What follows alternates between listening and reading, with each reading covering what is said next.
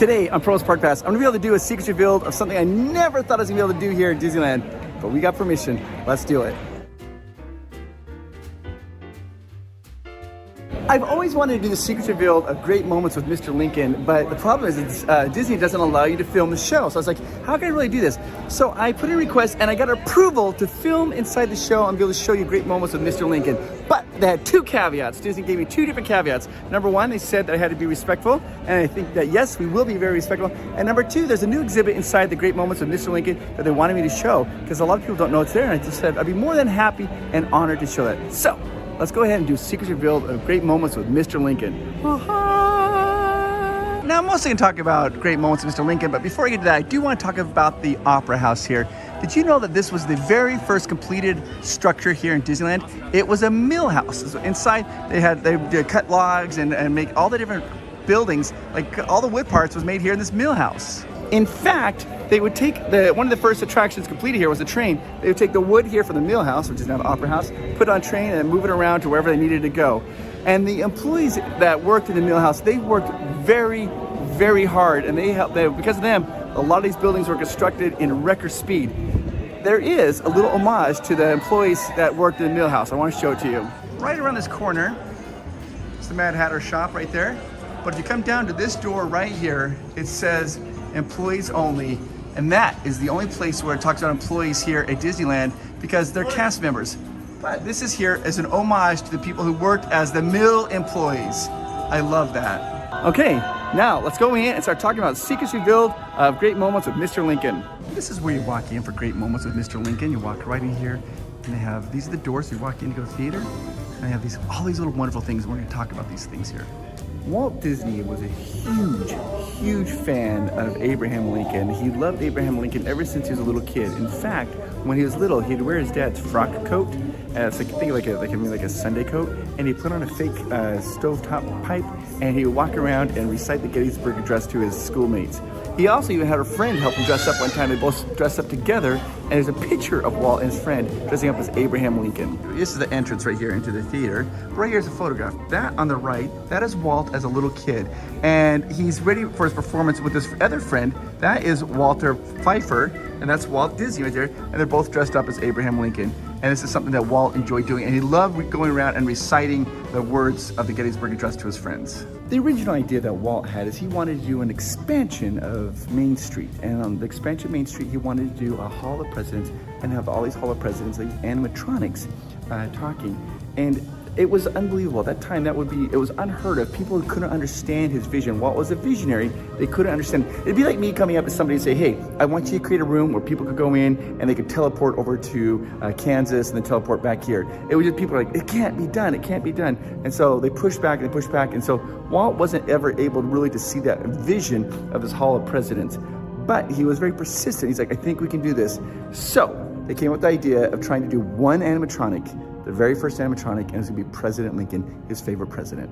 So in 1964, from 1964 to 1965, at the World's State Fair in New York, they had the animatronic of Abraham Lincoln, and it was sponsored by, who else? The state of Illinois. And this is the first time that people in the world had ever seen an animatronic. Now, we all know animatronics because, like, of course, Pirates of the Caribbean and all this, but this was the very first animatronic, and when people saw it, they could not understand or fathom what they were seeing. I was invited to go to Batuu before it was open to the public, and we couldn't take our phones. Our phones were sealed in bags. We couldn't say anything, but I went to Smuggler's Run. And when we got to Smuggler's Run, they had the animatronic of Hondo Ohnaka. And when I first walked in there and saw Hondo Ohnaka, I actually thought it was a real person. It was so lifelike at first. I'm like, oh my gosh, it's a real person, it's an actor. But then I realized it was an animatronic. Well, you have to keep in mind, I actually know what an animatronic was, so I was able to at least have a reference to that.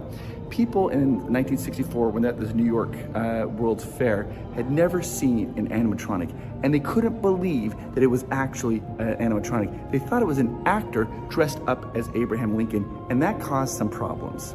at the World's Fair, there was a booth that they were giving out. Can you believe this? This is the souvenir they're giving out to children. They're giving out ball bearings. And for those of you who might not know what a ball bearing is, think of it as like a heavy BB, like in a BB gun. It's a silver ball bearings. And they're giving them out to children as like a prize. Say, hey, here's some ball bearings. Can you imagine today's age giving children like ball bearings? You're like, don't swallow that, it'd be awful. Anyways, they were giving out ball bearings, and a lot of the children would then take straws and they'd go in and watch a show of Abraham Lincoln, and they would shoot President Lincoln with these ball bearings because they thought he was an actor, not a robot, and they thought that the actor would flinch. So almost every single night, the Disney Imagineers would have to come out, go in there, and pull out the BBs of his face and reshape his face because the kids kept shooting him with BBs. Now, I'm sure there's some kind of irony in there to think that the very first animatronic we ever created was a President Lincoln and people were shooting him with BBs. It just seems weird to me. Now, for those people in Florida, they might have heard me mention the Hall of Presidents was originally Walt's idea, and they were able to eventually achieve that idea in Florida at Magic Kingdom.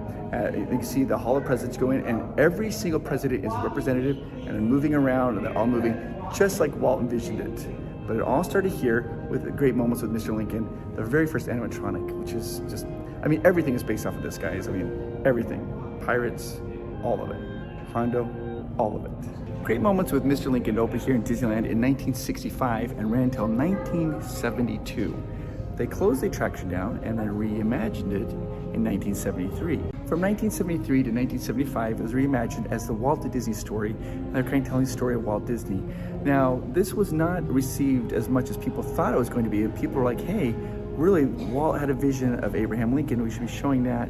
And so it didn't run very long, that show. So from 1975 to 2000, they rethought the theme, and it was the Walt Disney Story featuring Great Moments with Mr. Lincoln. They kind of intermingled those two stories together. From 2005 to 2009, they did the 50 magical years of Disneyland, and it was hosted by Steve Martin. Then in 2009 to present day, they have had the show running, The Great Moments with Mr. Lincoln. And in 2009, they updated everything, the animatronics, the sounds, the vocals, all of it, and it is absolutely stunning. So maybe a lot of you might have just walked by and never even had a chance to go in, or maybe didn't even think about going into Great Moments with Mr. Lincoln, or you just win the building because of air conditioning. I get it, I've done it. But it's something you really need to do. Now, if you've never been down here at Disneyland and you're thinking about coming down here, I'm gonna tell you the best way to get tickets. The very best way to get tickets is click the link down below, and you're gonna get the lowest prices you can for your tickets. Or you can call 1-855-GETAWAY, 1-855-GETAWAY. Tell them Provost Park Pass sent you, and you'll get the best discount you can on the tickets and hotels all around this whole area. Basically, anywhere that Getaway Theory goes, tell Provost Park Pass sent you, and you're gonna get the best tickets. Here, Florida, Universal, doesn't matter. All right, and when you come down, make sure you stop by and check out Great Moments with Mr. Lincoln because it is awesome. As you come into the hall, you're gonna see a bunch of, a lot of cool things. This rotunda here, the statue of the Capitol. But what I wanna show you is right here against this wall. If you look right here, there is right above the fireplace, that is a screen. And before the show starts, it'll do like an introduction talking about Great Moments with Mr. Lincoln, and Walt Disney will be up there. A lot of people just think, they just walk by and don't even watch this part, but you can actually watch a little introduction from Walt Disney talking about Mr. Lincoln.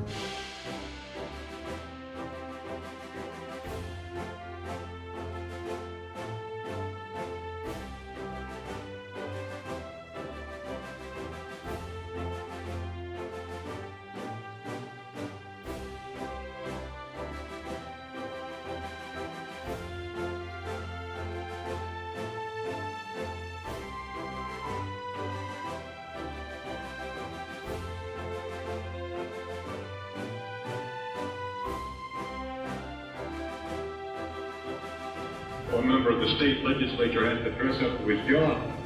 Put it up. What up? Oh.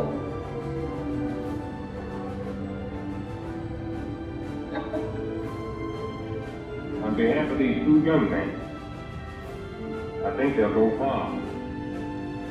But it's your responsibility, gentlemen, which way they go far. Who is dead in the White House? And the answer, the president. He was killed by an assassin. And a loud burst of grief from the crowd awoke me from my dream. Ever since I was a youngster, I've had a great personal admiration for Abraham Lincoln. So when we decided to bring to Disneyland's visitors some great moments in Mr. Lincoln's life, we began an exhaustive research. We wanted to bring to the people of today the inspiring words of the man who held this nation together during its moment of greatest crisis, the Civil War. To start with, we were fortunate in being able to secure this life mask of the 16th president. How do we get this, Blaine? This is actually a copy of an original life mask by the sculptor Leonard Volk. Before Lincoln was president. Before Lincoln was president. Before he had a beard. That's right. During our exhaustive research into Lincoln's life, we studied his mannerisms, his gestures, and even his voice characteristics to create a faithful likeness of this honored man.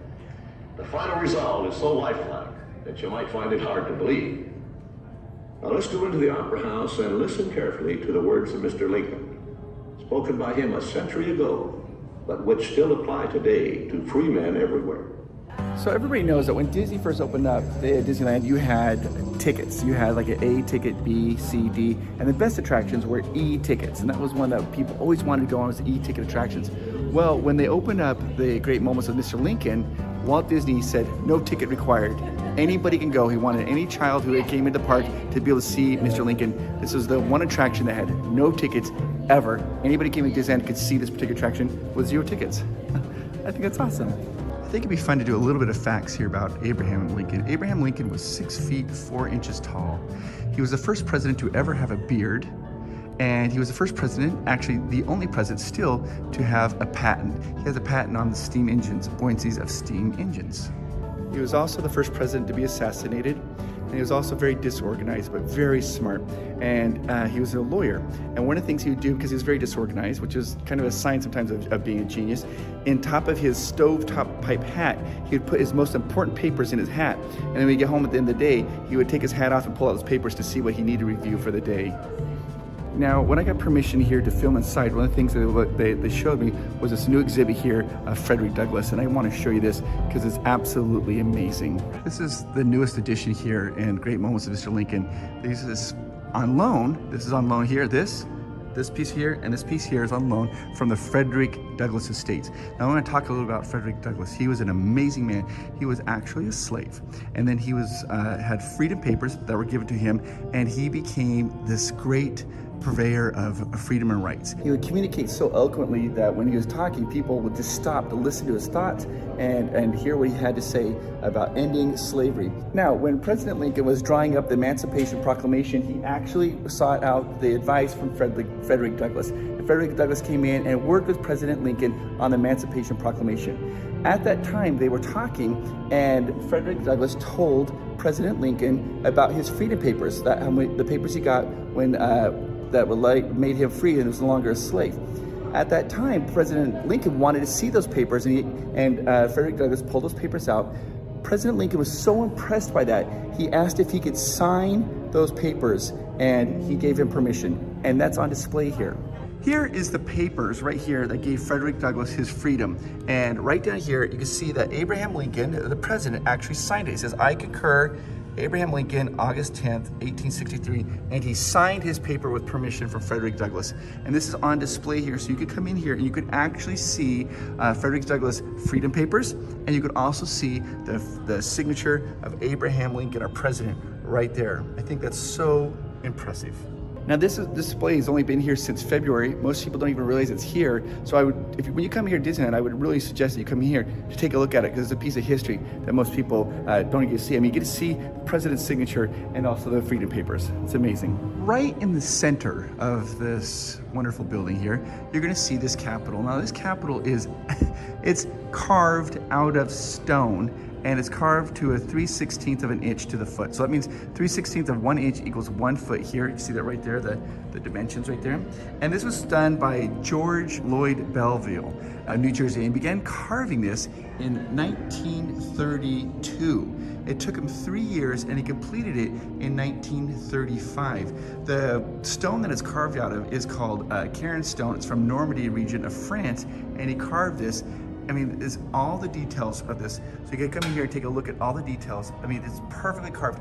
He was supplied with blueprints, photos, and everything of the Capitol so that he could get an exact representation of the Capitol when he carved it.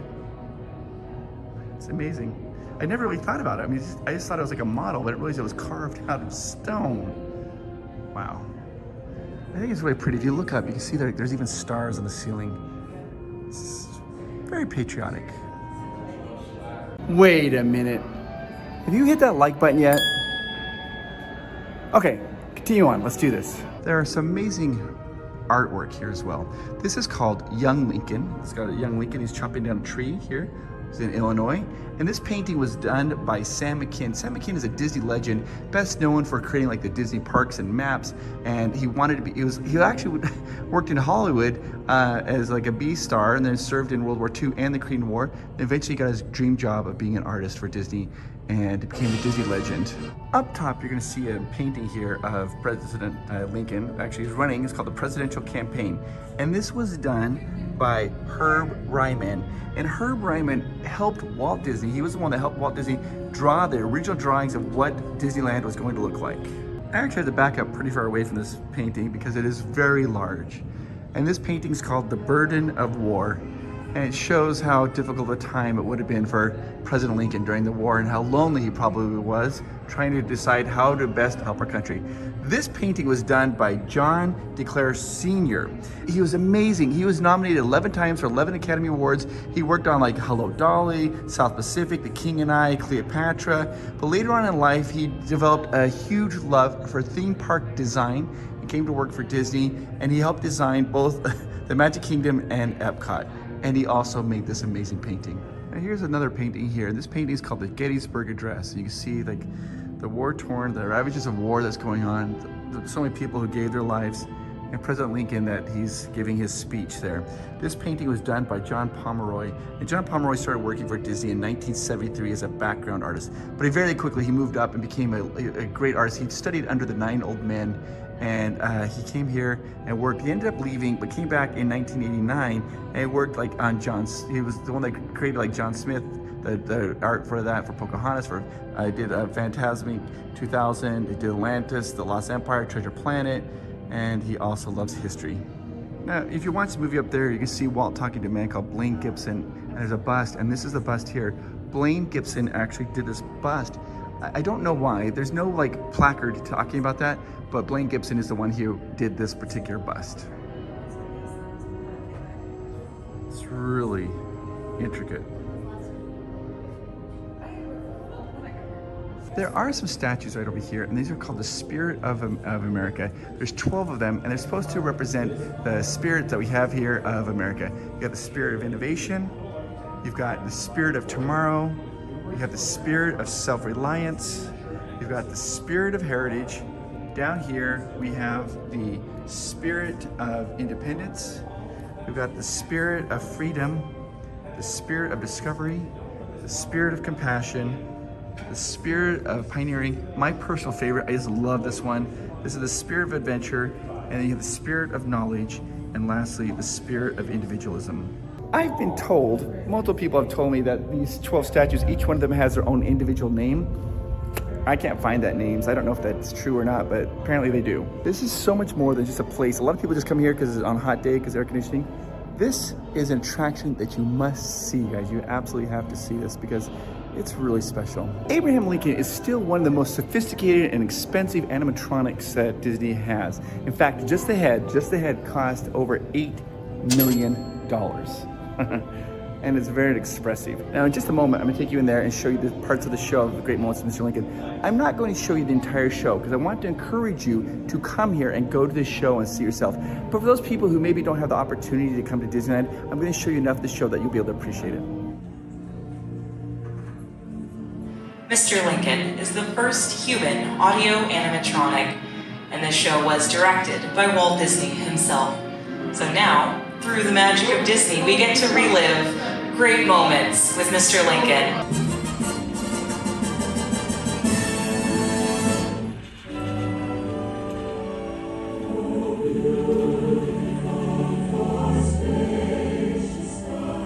The American way was not gained in a day. It was born in adversity, forged out of conflict, perfected and proven only after long experience and trial. I was born February 12th, 1809, in Hardin County, Kentucky. My father removed from Kentucky to what is now Spencer County, Indiana, in my 8th year. It was a wild region, with many bears and other wild animals still in the woods. There I grew up. I was large for my age, and had an axe put into my hands at once. And from that to my 23rd year, was almost constantly handling that most useful instrument. I think that the aggregate of all my schooling did not amount to 1 year. At 21, I came to Illinois. Thought of trying to study law. Rather thought I could not succeed at that without better education. I borrowed some law books, took them home, and went at it in good earnest. In 1854, the law profession had almost superseded the thought of politics in my mind, when the repeal of the Missouri Compromise aroused me as I had never been before. What I have done since then is pretty well known. If any personal description of me is thought desirable, it may be said I am in height, 6 feet 4 inches, nearly, lean in flesh, weighing on an average of 180 pounds, dark complexion, with coarse black hair and gray eyes, and no other marks or brands recollected. Yours very truly, A. Lincoln. Violent, devastating. Now had come the reckoning, the supreme test that would decide whether a republic founded on liberty could survive the terrible strife of men's passions. Not to a man who lived a century ago, but to an individual who lives today in the hearts of all freedom-loving people. His prophetic words are as valid for our time as they were for his. And now, the skills of the sculptor and the talents of the artist will let us relive great moments with Mr. Lincoln.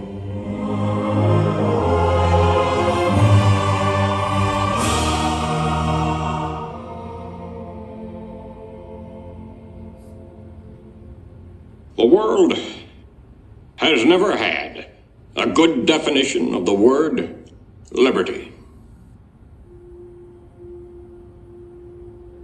And the American people just now are much in want of one. We all declare for liberty, but in using the same word, we do not all mean the same thing. What constitutes the bulwark of our liberty and independence? It is not our frowning battlements, our bristling seacoasts. These are not our reliance against tyranny. Our reliance is in the love of liberty, which God has planted in our bosoms. Our defense is in the preservation of the spirit which prizes liberty as the heritage of all men, in all lands, everywhere. Destroy this spirit, and you have planted the seeds of despotism around your own doors.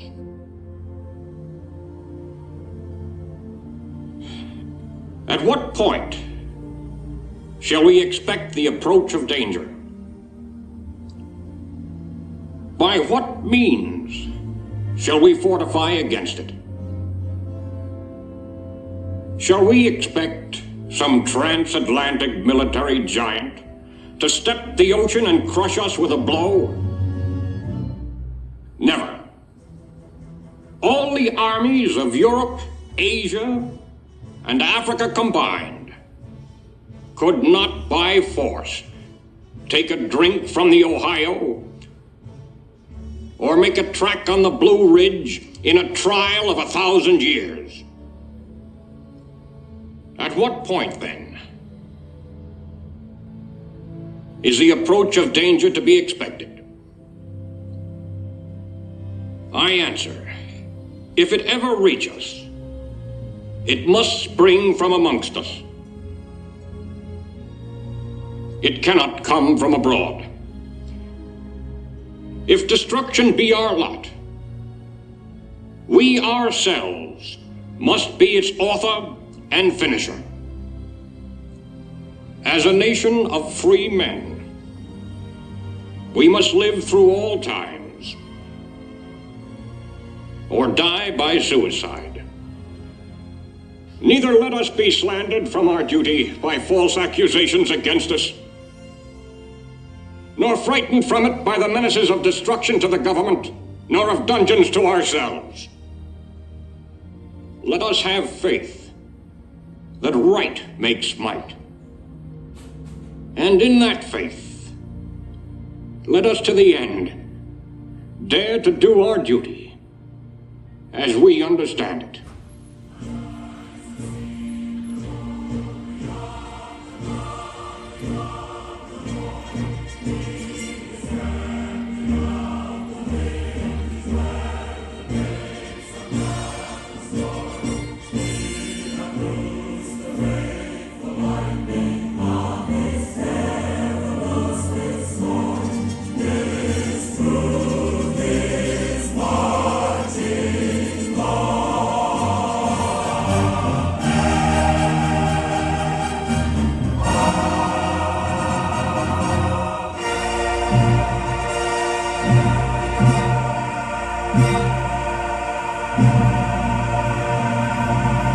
President Lincoln was amazing. He was an amazing person, put in an extraordinary situation, very difficult situation, and he did amazing things.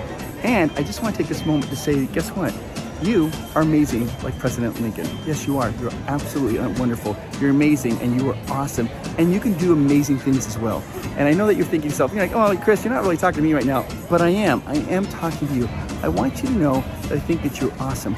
Don't ever give up. No matter how bad things are getting for you, like if you're having problems with work or with school or relationships or health issues, I know that can be difficult. Don't forget how amazing you are. And you make the world a better place because you are here. And I mean that. And I'm glad that you are. I do mean that. You have a friend in Provost Park Pass. All right, let's continue on with the video. As you exit out of the show, you're going to see some of the coolest paintings and photos from history. And they're awesome. So take your time to be sure to look at them. We have the Spirit of Celebration right there. Sherman Brothers, Michael Jackson. I love this so much. Captain EO. We got Elvis and the Beach Boys right there. How cool is that? The Spirit of Celebration. Right over here, we have the Spirit of Achievement. We have President Obama. We've got Sonia Stoudemire. We got Bill Gates and Frank Lloyd Wright. Then we move on over here. We have the Spirit of Giving with Bob Hope, Oprah Winfrey, and Jerry Lewis. Plus over here, Edward James Olmos. Right over here, we have the Spirit of Tolerance with Dr. Martin Luther King Jr. We have Helen Keller right over here. Then over here, we have the Spirit of Perseverance. We got Bruce Lee, big fan. Michelle Kwan, big fan. Jackie Robinson, probably my favorite. Then over here, President Kennedy and the vision of going to the moon. And over here we have the Spirit of Inspiration, Amelia Earhart, Rosa Parks, Eric Weidenmayer. We have Sally Ride, the first American in space, and Alex Haley. Then moving on over here, we have the Spirit of Imagination. This is Mark Twain. His real name was Samuel Clement, but he's an author, and his pen name was Mark Twain, and it's hilarious.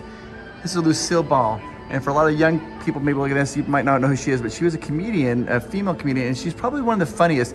Everything she did, her mannerisms, her timing is perfect. She had a TV show called I Love Lucy, and she's very funny. Then we've got, of course, George Lucas. He gave us so many great things. Star Wars, American Graffiti, Indiana Jones. Jim Henson, one of my personal favorites right there. I love Jim Henson. And then this is Mary Blair. Mary Blair is the one who designed almost so many things here, but really well known for her work on It's a Small World. And then we have Norman Rockwell, a great artist, does a lot of Americana. I love that stuff. He's painting a self-portrait by looking in a mirror, looking there, this. And then of course, right outside the exit, you're going to see this particular poster right here. This is the original poster showing the great moments with Mr. Lincoln. It's right behind the press pennies thing right there, but you can't see it. The original poster for Great Moments with Mr. Lincoln. And so this is, it talks about this, what it was. It's right here. It shows everything, how the poster looked like. This is how they did advertising to let you know, hey, right here, guys, Great Moments with Mr. Lincoln. I really hope you've enjoyed this video. If you have, there's a favor that you can do for me. If you can hit that like button, that lets me know you liked this, you like all the information that we prepared and the history they dug up about this amazing attraction. If you hit that like button, and if you really feel inclined, if you can hit that subscribe button. And every week we have 3 new videos coming out. We've got deep Disney secrets, we've got different ways to plan your vacation, how to save money, all kinds of cool, fun, just like fun trivia videos, and those come out 3 times a week. And if you hit that subscribe button and that notification bell, then you'll be notified. If you don't want to be notified, then hit subscribe, then don't hit the notification bell, and then you just go ahead and just get notified. Just see it in your feed if you want. I just want you guys to know that you're amazing, and I hope that you guys someday have the opportunity to come down here and see this amazing attraction of Great Moments with Mr. Lincoln, because it is very, very amazing, and you can feel Walt's presence in it, and I mean that. It's awesome. All right, I'll talk to you later, guys. Bye-bye.